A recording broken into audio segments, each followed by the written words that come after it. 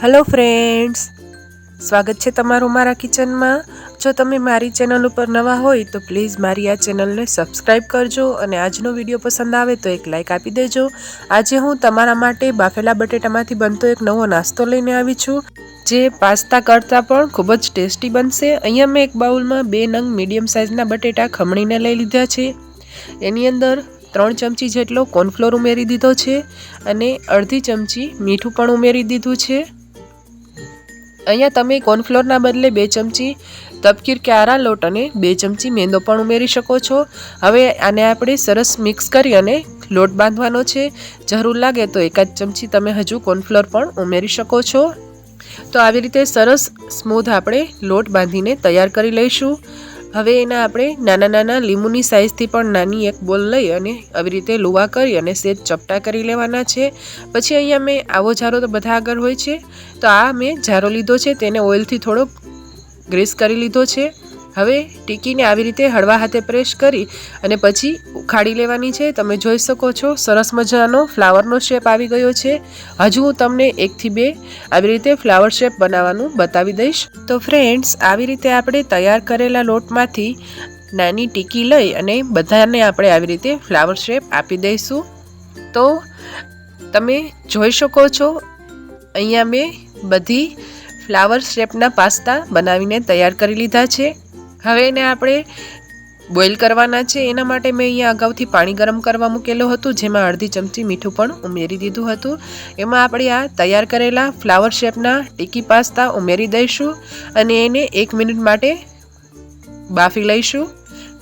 આ આપણા પાસ્તા બફાય છે ત્યાં સુધી આપણે એનો સરસ મજાનો સોસ તૈયાર કરી લઈએ। અહીંયા મેં 3 ચમચી તેલ ગરમ કરવા મૂકી દીધું, એમાં 2 મોટી ચમચી ઝીણું સમારેલું લસણ ઉમેરી દીધું છે। લસણને આપણે સરસ સાતળી લેવાનું છે। અહીંયા ગેસની ફ્લેમ આપણે મીડિયમ રાખવાની છે અને લસણને સરસ સાતળી લઈશું। લસણનો ટેસ્ટ આ સોસમાં ખૂબ જ સરસ લાગે છે। તમે તમારી ઈચ્છા અનુસાર વધારે ઓછું ઉમેરી શકો છો। અહીંયા 1 મિનિટમાં આપણું લસણ સરસ સંતળાઈને રેડી થઈ ગયું છે। એની અંદર હું અહીંયા રેડીમેડ જે શેઝવાન ચટણી આવે છે એ 2 મોટી ચમચી જેટલી ઉમેરી દઈશ। હવે આ ચટણીને પણ આપણે સરસ મિક્સ કરી લઈશું। હવે મસાલામાં અહીંયા મેં અડધી ચમચી લાલ મરચું પાવડર અને 5 ચમચી જેટલું મીઠું લીધું છે, એ ઉમેરી દઈશ।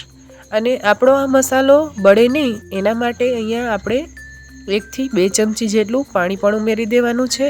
અને હવે આ બધી વસ્તુને સરસ રીતે મિક્સ કરી હવે આ મિશ્રણને આપણે 1 મિનિટ માટે પકાવી લઈશું।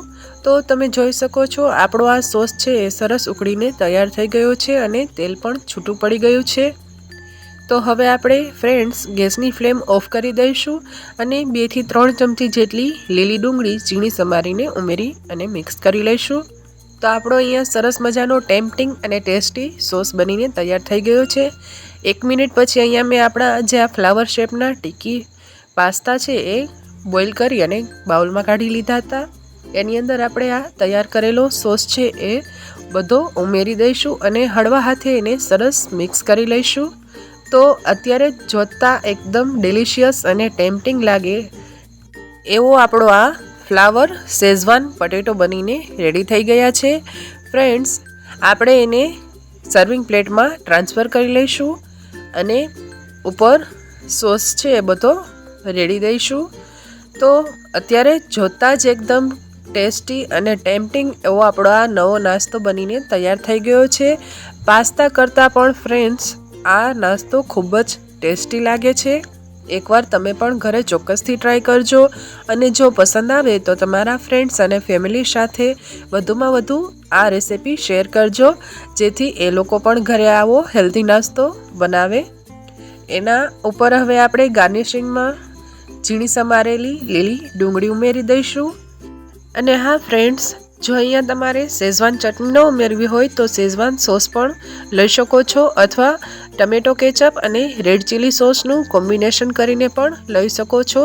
ટેસ્ટ તમારી ઈચ્છા અનુસાર સોસમાં પ્લસ માઇનસ કરી શકો છો। તો ફ્રેન્ડ્સ, અહીંયા આપણા ફ્લાવર શેઝવાન પટેટો બનીને રેડી થઈ ગયા છે। એને આપણે ફાઇનલી થોડા સફેદ તલ ઉમેરી અને સર્વ કરીશું। સફેદ તલનો ટેસ્ટ આમાં ખૂબ જ સરસ લાગે છે. આને તમે સ્કીપ પણ કરી શકો છો. જો તમને મારી રેસિપી પસંદ આવી હોય તો એકવાર ઘરે ચોક્કસથી ટ્રાય કરજો અને વિડીયોને એક લાઇક આપી દેજો. મારી આ ચેનલને લાઇક, શેર અને સબસ્ક્રાઈબ કરવાનું ભૂલતા નહીં. ફરી મળીશું નવા વિડીયોમાં નવી રેસિપી સાથે. ત્યાં સુધી આવજો.